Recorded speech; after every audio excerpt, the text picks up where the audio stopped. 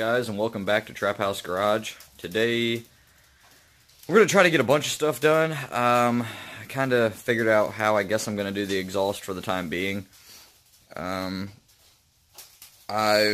done a bunch of it already, and I'm sorry I couldn't film it. It's kind of hard to film that stuff when it's just me here.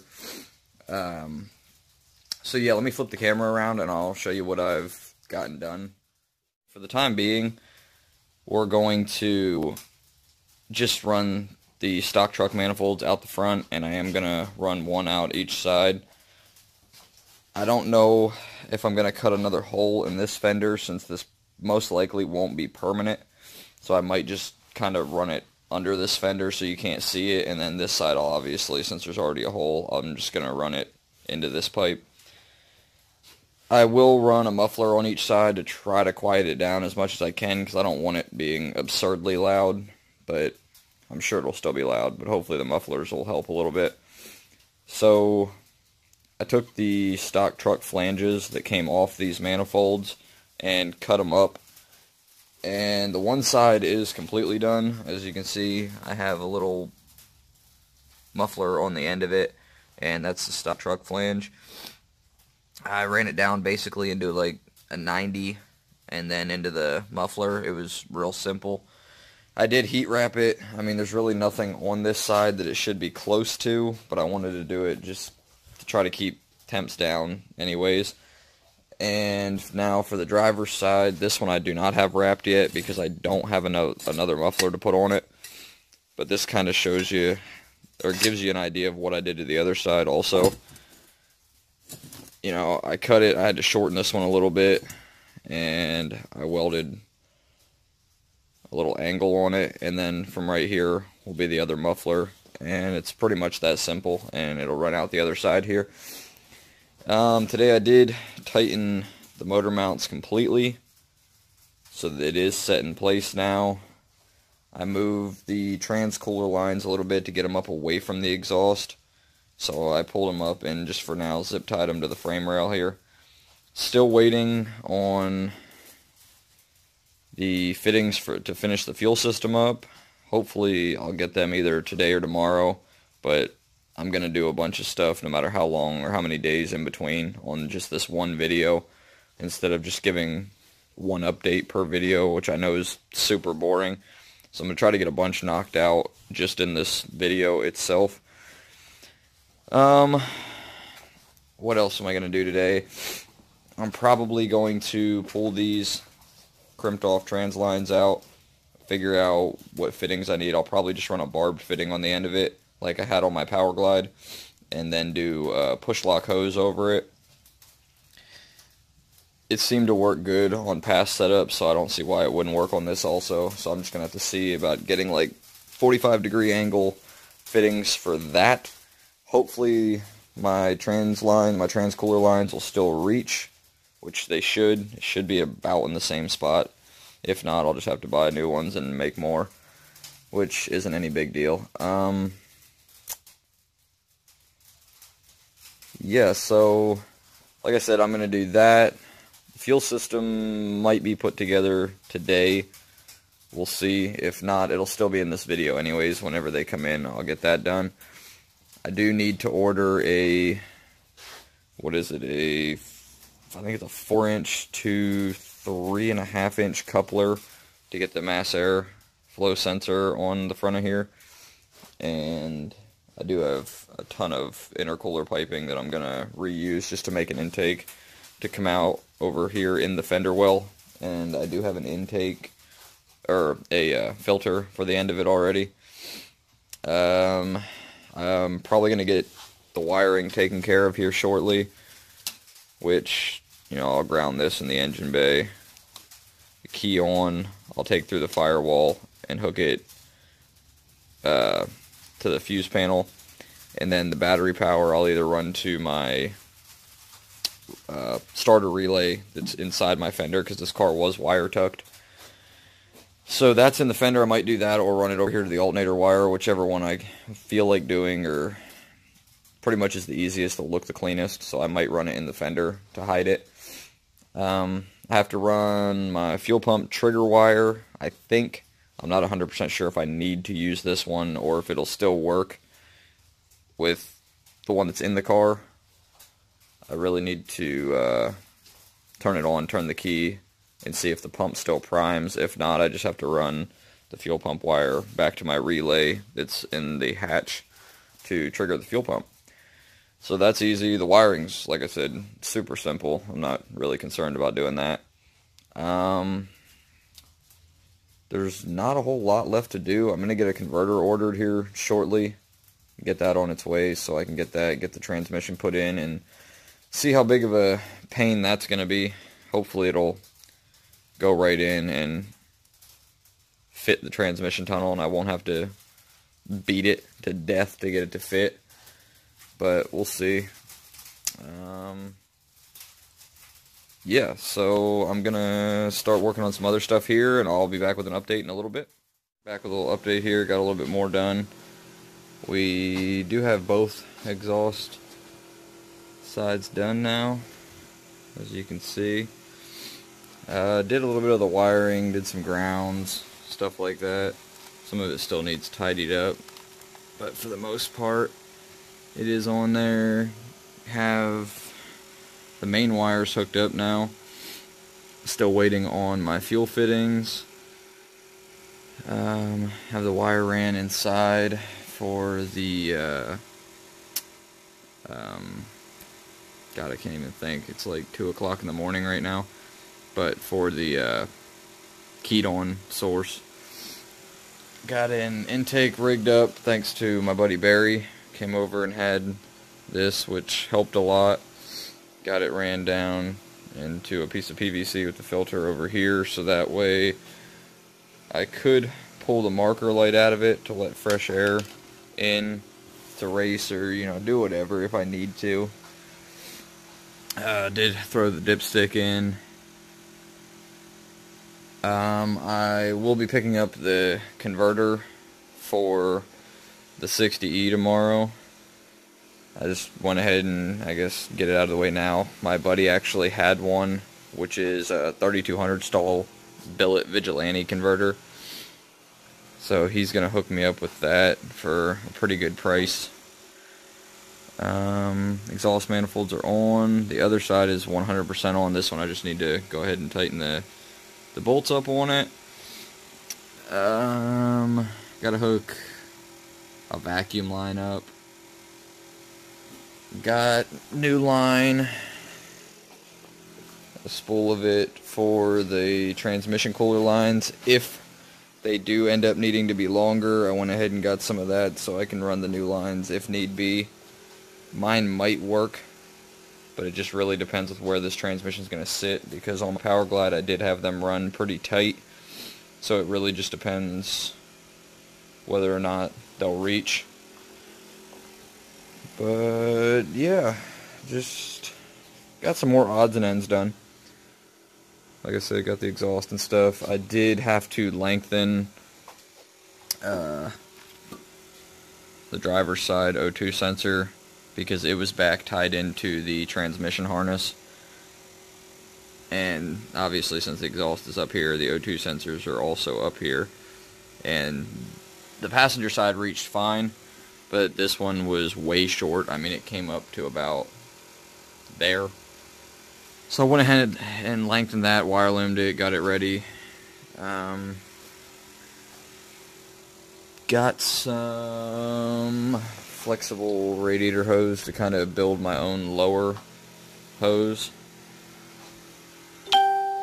So that should be taken care of whenever I get a chance to throw that on. But like I said, it's 2 o'clock in the morning right now. I'm getting kind of tired. I've been out here for a couple hours just tidying up some loose ends and stuff, doing some wiring, getting some of that stuff taken care of, and the intake on it, which I think makes it look much better. So I'm gonna probably go in, get some sleep. Like I said, I'm gonna keep doing updates in this video, even though it's gonna be different days instead of putting one update out per every time I do a little bit of work. But I'm gonna go inside and get some sleep now and get at it again tomorrow and see what I can get done. little update. Actually kind of a big update. A bunch of stuff's been done, which, like I said, I apologize. I can't really film myself doing this stuff. Haven't really had many people I could have film, but obviously, as you can tell by seeing the trans dipstick, the transmission is in with the new converter. The oil dipstick's in. Almost all of the wiring's done at this point. There's like one wire left to hook up, which is already ran. It just needs plugged in. Trans lines were remade. Well, one of them needed lengthened. Still waiting on my fuel fittings. Kind of ridiculous. But as you can see, the transmission is in. I did have to make my own trans cross member, which wasn't too bad. I did use the factory one and just cut it apart and piece it back together. Shifter cable is halfway in. I gotta figure out a bracket, but that shouldn't be any big deal. It'll be pretty easy. The starter's ready to go in. I do need to still have a drive shaft made, obviously, but that'll probably be the last thing that I do. That way, everything else is done. I just gotta get under there and measure and go to my local guy here and have him build one. I still need to do the lower radiator hose. Well, one end, or both ends are done, but I'm gonna have to get a piece to mate them together. Basically just gonna run some kind of sleeve inside of them and clamp down on them for now, since obviously nobody makes a lower radiator hose to go from a small block Ford radiator to an LS. So that shouldn't be any big deal. Let's go look at the checklist here, see what I have yet to do and what I've gotten done. Yeah, that's pretty much what I still have to do. The exhaust is 100% done now. Surprisingly enough, I mean, I was pretty shocked that I was able to retain the factory transmission dipstick.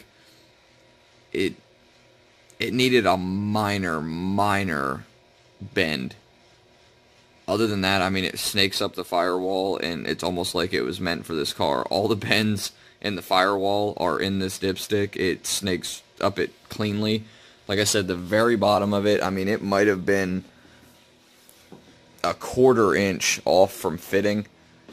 I had to bend just the very bottom ever so slightly, and it basically slid right in, which I thought was pretty cool. Saved me a little bit of money. Use a factory one and not have to buy another braided deal, which, I mean, these do look good, but sadly that was for my Power Glide, and the end on this is too big to go in 4L60. So, like I said, I was kind of happy that I was able to retain the factory one. Nothing really to do in the car. The shifter and everything's already been in there for a while. But we're getting there, boys. Slowly but surely we're getting there. My fuel fittings will 100% be here tomorrow. So I will be able to get those done finally, after it going on a week almost. Still have to hook up the vacuum line that feeds my vacuum tree, but that ain't no big deal. The hose is already laying there. Just have to pop one end off over right there. Got to take that one off, put the new one on, and then run it over here to this nifty little thing that GM did. As you can see, it's a nipple with a cap on it. You break the cap off, and then you can slide a vacuum hose right over it for vacuum, which thought that was pretty cool too. So that's no big deal. That'll take literally like 1 minute to put it on. Converter bolts and everything are in. The transmission is now 100% in. It did require a little bit of massaging in the transmission tunnel, but I think that was mainly because of using a factory K-member with the mounts that I did.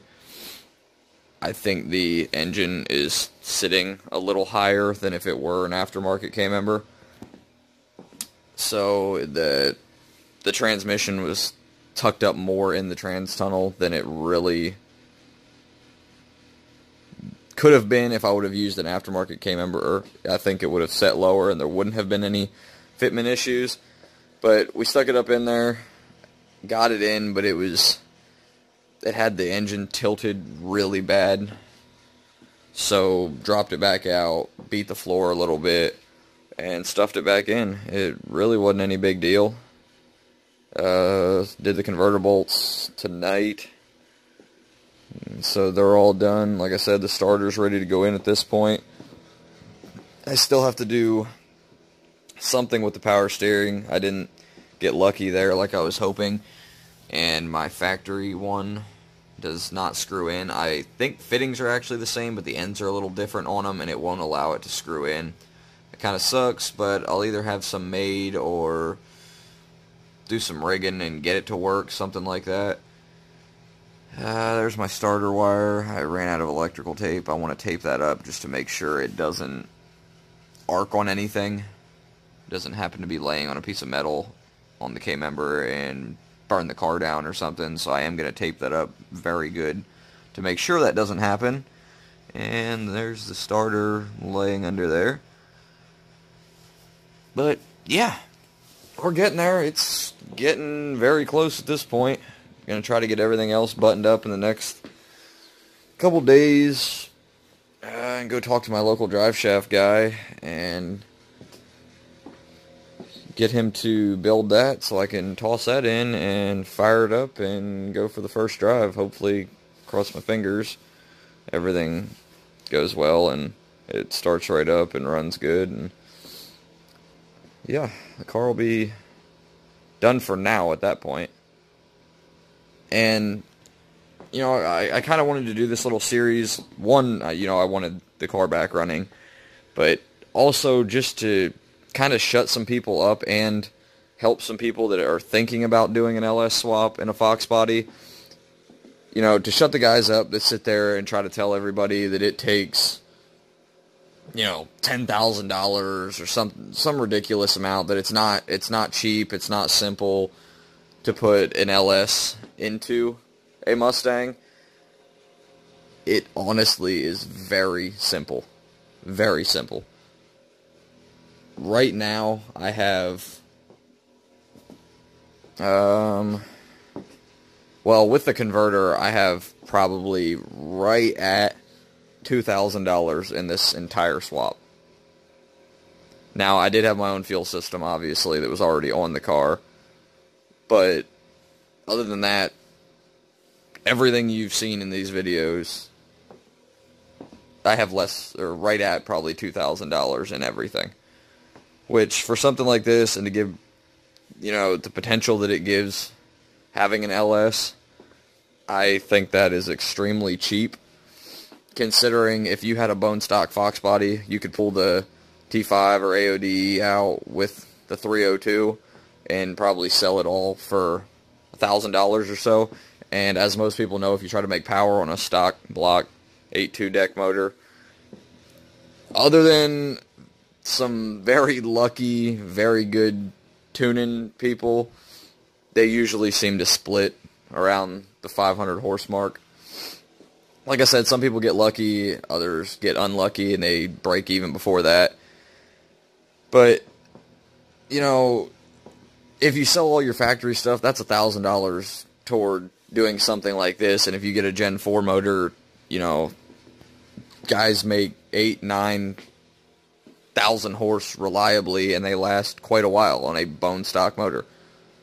You literally slap some head studs in it, a cam, and, you know, a couple turbos or single turbo or, you know, whatever your flavor is, and they take it.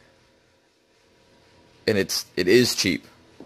I'm tired of seeing people on Facebook and on the forums and stuff saying, or telling guys that are interested in this, you know, knocking them, you know, those brand loyal nut huggers that knock everybody for wanting to do something different or put a GM in a Ford or, you know, whatever. I'm tired of seeing them knock or bash everybody who's thinking about doing a cheap swap like this. It's it's just a better engine. There's more power potential. It gets better fuel mileage. It's newer. It's updated. I mean, and it's cheap. Above all, an LS swap is cheap. That's why they're so common now. But, like I said, and that's me putting an aftermarket converter in it, a good converter. I'd still be under 2,000 by quite a bit if I wouldn't have put the converter in it. So, yeah, you can do it cheap. If I'd have left the stock converter in it, I'd have probably, I don't know, $1,800 in this entire swap running and driving. So for under, $2,500, you can have a stalled 60E with a 5.3, 4.8, 6.0, whatever you get or want, and throw a cam in it, any of them really, and make 350, 400 horse cam only. It's not a bad swap, and for me, I think it was the smartest and cheapest alternative to take to get this car back on the road and just have fun with it for once. So I'll be back with another update. I don't want this video being super long, but I have a feeling it's going to be.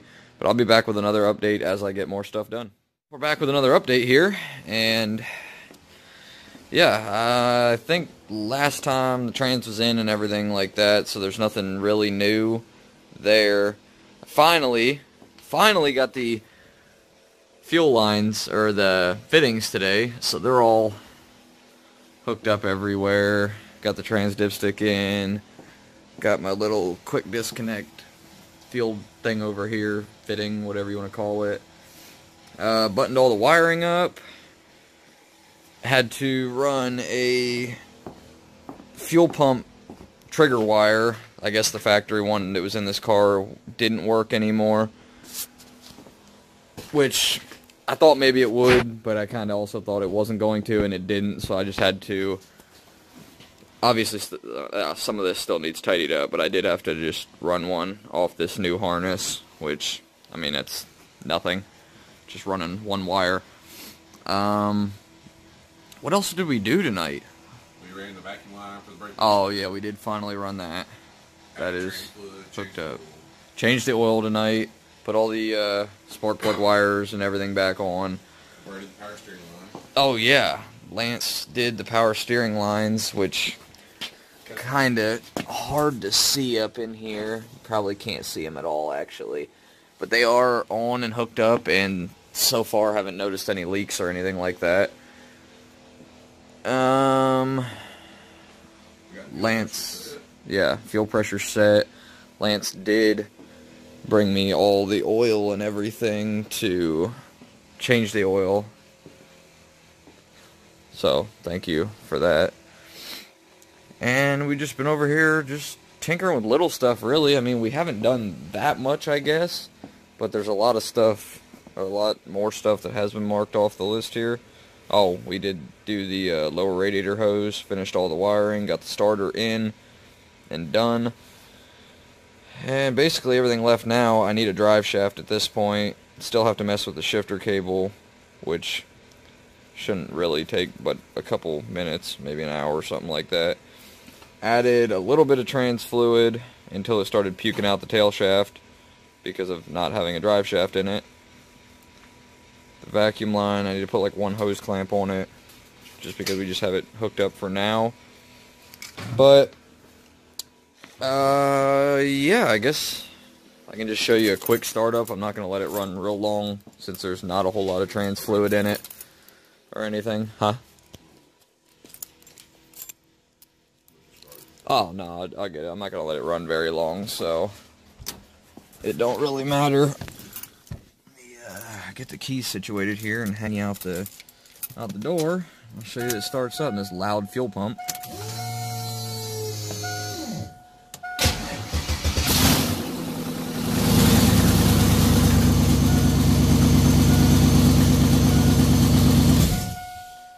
And there we go. Like I said, it does run now. Let me sit you down quick, get this key out of here. Alright, so as you can see, it started up great. Runs really good. no weird noises or nothing. Let's not forget we did this in 6 days. Yeah. Yeah, well, I was getting to that. So, like I said before, this video has been just to pretty much show how cheap you can do this. You know, I've had a couple buddies bring me some little stuff that I haven't had to spend money on. But even if I would have had to, it was nothing crazy, you know, an oil change, stuff like that. It wasn't nothing major. Probably $100 worth. Yeah, like $100 worth of stuff that I saved, you know, it wasn't nothing crazy. I mean, I do appreciate everybody, the people that have helped me, whether they've turned a wrench or brought me something for it, you know, anything like that. Those people know who they are, and I do appreciate it. And, yeah, like I said, nothing seems to be leaking, which, thankfully, that's a good sign. Like I said, we did puke a whole bunch of trans fluid out while we were filling it. That's why there's oil dry everywhere, and the shop is disgusting, as usual. But yeah, like I was saying, I made this video really just to show how cheap this can be done. And, like Lance just said, from start to where it is now, I mean, this car started, as you've seen on previous videos, had no engine in it. No transmission, no nothing. It was a roller sitting on the floor. And in 6 days, we've LS swapped it. I mean, it seems kind of crazy to do something like this in less than a week. In 2 days, we really didn't work on it. Yeah, and that's just me coming out at night and working on it for a few hours each night. I mean, it's not like it's been an all day that I've been out here every single day, all day long. I'm out here 3-4 hours every night, and that's really it. So 6 days. So if you have a Fox body, or probably really anything, I mean, I'm not sure how bad other stuff is to swap, but if you do have a Fox body and you want to LS swap it, I did say, you know, I'm under, start to finish, probably under $2,500, I would say, just to be safe, somewhere in there. And yeah, start to finish, less than 6 days of just messing with it for a couple hours here and there. That's it. It can be done cheap. It can be done pretty quick. Let me spin the camera around so I'm not just randomly walking around the car. Like I said, it can be done cheap. It can be done fast. Really don't need any special tools or nothing like that. I mean, it's something really anybody can do. You could do it in your driveway if you really needed to or wanted to. I probably wouldn't have wanted to. Make sure it's a little warmer. Yeah. And, you know, that's the other thing. You know, I've been out here. My shop isn't heated, really. And it's been pretty much since the day we picked it up, it's been in the, like, 30-degree range every day. Ice. Yeah. Raining all the time now. It honestly wasn't hard. At all. The transmission pretty much went right in. Had to hammer the floor a little bit in a couple spots. That was about it. But everything's been pretty easy. I was able to retain almost everything factory. You know, both dipsticks. I flipped the manifolds over. I did have to cut my sway bar mounts off the front frame to clear the manifolds, which, as I said before, I don't know if they're going to stay like that. The car is kind of loud, even with the little BS mufflers that are on it. But I use nothing to do this but hand-me-down parts or junkyard parts, stuff that I had laying around from previous builds and stuff like that. I bought a used converter. The only thing I've bought new was engine mounts. I literally think that's it. That's the only thing I've bought that I needed that was new. Oh, and 2 fuel fittings. But that's only because of my fuel system that was previously in this car, and I wanted to retain that and not have to... Yeah. They were... I think they were $15 shipped for the 2 fittings. I mean, it didn't need anything crazy. You know, I didn't have to mess with the harness. I literally hooked the 4 wires up that the guy said I had to, and it now starts. Everything's factory. I mean, it's not a push-button start or nothing. It is my original key for this car that I put into the ignition switch and turn it, and it fires up. It shuts off. Ford factory starter relay. Yeah, it still has the factory Ford starter relay that I have relocated inside the fender here. So let me get the camera here. It's inside of here now. But it is the factory Ford relay still. What else did I use? I just had something else I was going to say. Manifolds. Oh, you might not need this, but like I said previously, the guy did mess up and give me a drive-by-wire motor. So I did need to install the pedal, which wasn't as hard as I thought. It really was pretty simple. I did have to cut my factory one in half and weld, and cut the new one in half and weld onto it to get the right height and stuff. What? Oh, well, it's all on this one, because I just didn't want to do one update video for everything. But, yeah, it was easy. You know, that's stock. I didn't have to buy one from some company or something to fit this car. I made it work, and it looks factory. Unless you look up in the dash and see that I welded some stuff, you really can't even tell that it's not the factory how it came. So you can pretty much yank your entire harness out, every wire in the engine bay, except be careful and do not start cutting stuff, because obviously you do want to retain your headlights and stuff like that, which is tied in here on the driver's side. So unloom it, pull those wires out. It's only a couple of them, and everything else can literally go. You don't need anything. You need a yellow wire that's on your starter relay. That's what actually powers like your inside lights and stuff like that. You could get rid of the starter relay if you really wanted to, but it's just as easy to keep it and keep everything plugged in how it was. You do need a trigger wire off your starter relay, which if it is an original Fox body, it won't have that, because that was a one-wire setup where it just had one wire going to the starter, and then it jumped from there to the little post on the starter solenoid. I had rewired mine previously for one of the high torque mini starters, so mine was already done. You might have to do that, but I think I've seen a diagram that you don't need to do that. You can actually use how it was factory with the one wire, and then you just jump from the big post on the relay to the small one right at the solenoid, and it'll do the same thing and fire. Oh, yeah. Yeah, if it's a stick car, maybe even automatic, I don't know, but this was originally a stick car. Never had an issue with, well, I never unplugged it until the other day. When we were putting the transmission in, there was some wires that come through the floor that were for the neutral safety switch. They've always been, there's a little connector right there, and then like a 6-inch piece of wiring that then ran to the neutral safety switch. When we went to put the transmission in, there was a bracket on the transmission that was hitting the wires coming out of the floor. So I unplugged them and tucked them up into the inside of the car.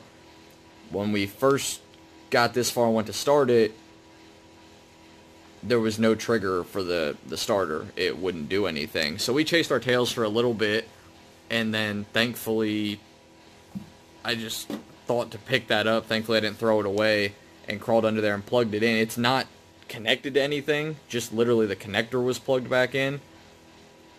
And then I had, my trigger wire was fine, and it turned over. So I don't know why that needs to be plugged in, but it will not turn the starter without that. You completely lose your trigger wire here on your starter relay, your factory starter relay, if you do remove that. I'm sure you could remove it and just jump at that little plug, but for whatever reason, it needed to be plugged in. Which I think I do know why. The end that I pulled out had that little jumper on it. I bet you with it unplugged, it didn't have that. So if you would have left it unplugged and just jumped it right there, it would have done the same thing. But it was easy. I just, yeah, just leave it plugged in, zip tie it up out of the way, push the whole thing through the floor, you know, do whatever you want to do. Just don't unplug it. Or if you do, make sure you jumper it, or you'll be wondering why it won't turn over and chasing down all kinds of stuff like we did. It's been a learning experience. I've never done one of these on this car, or these cars. I've never done LS company, but yeah. That's what they go with. Yeah. And like I keep saying, it was easy. I mean, I'm I don't know everything. I'm not the most mechanical person in the entire world. I've worked on a lot of stuff on this car. I know these cars really well, but you don't really have to know much to do something like this. I mean, it's so simple if you get a harness that's already done. Now, if you're going to take it apart and cut the wires out and do it yourself, that's a different story. I have no idea. You got to look at diagrams. Yeah, it was easier for me just to pay somebody to get that done. I got it all in a package deal anyways, and literally hooked a constant power, a ground, a keyed power, and the new fuel pump trigger from the new computer, and that was it. Yeah. Yeah, chased my tail on that too. That was kind of me just overlooking it. My keyed power, I ran it to my radio fuse with one of those inline fuse deals, and couldn't figure out why it wouldn't start. Verified fuel pressure was good, and it just wouldn't start. So had Lance pull a plug wire off to verify spark, and there was nothing. Well, like I said, my stupid mistake, I realized finally that your radio shuts off when you turn the key to the crank position.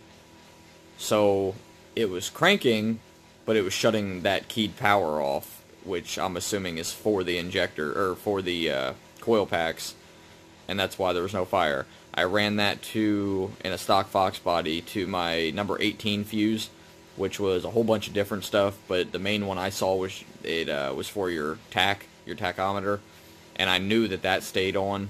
So I plugged it into that, literally hit the key, and it fired right up. No issues, didn't crank for a while, nothing. Prime it a couple times, just to make sure there's fuel in the rail. It took a little bit to actually get fuel in the rail. But that was it. And like I said, I know this video is going to be super long, so I don't want to keep rambling, because I don't want it to be as long as I know it's going to be. But I'm going to end this one out, and then I'll start another one whenever I get more of this done, or get it driving, you know, whatever. But I'm going to end that one out here, go get some sleep, do something. So as always, please comment, like, subscribe, share with your friends. I'd greatly appreciate it, and we'll see you guys on the next one.